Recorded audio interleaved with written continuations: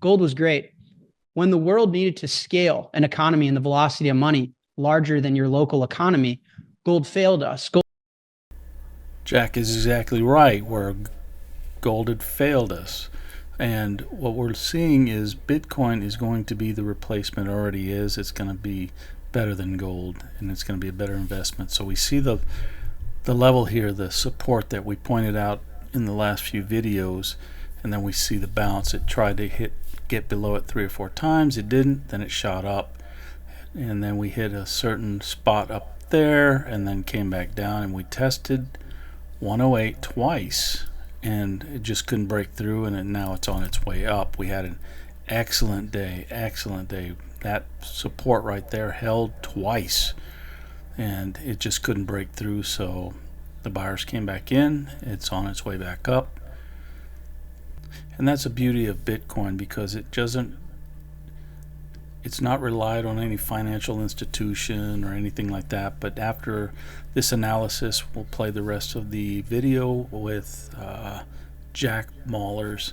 This is the hourly, and you can see exactly what's happening here. You know that the white line you see there is the VWAP, and then the blue is the 8 EMA.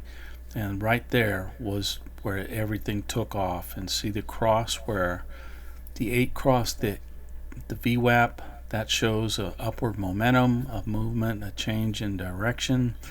And the bulls came back in, and we're seeing that it's just sitting at 114 and some change.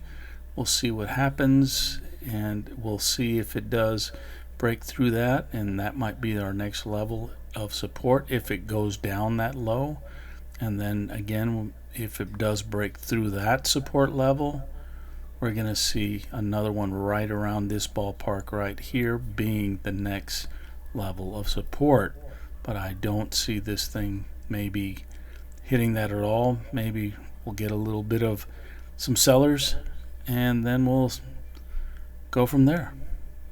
The real problem with gold is that, unfortunately, it has to centralize.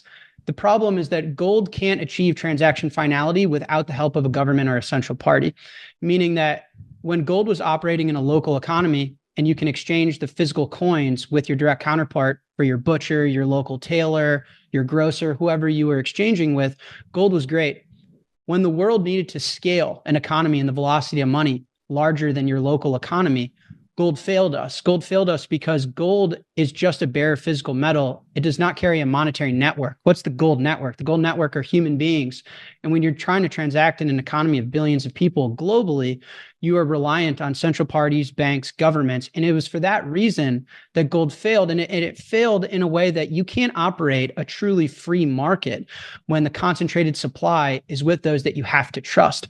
And so that's fundamentally what Bitcoin solved, is that you are able to create a scarce bearer instrument and a network that can achieve finality in transactional settlement without the reliance on any government or central party.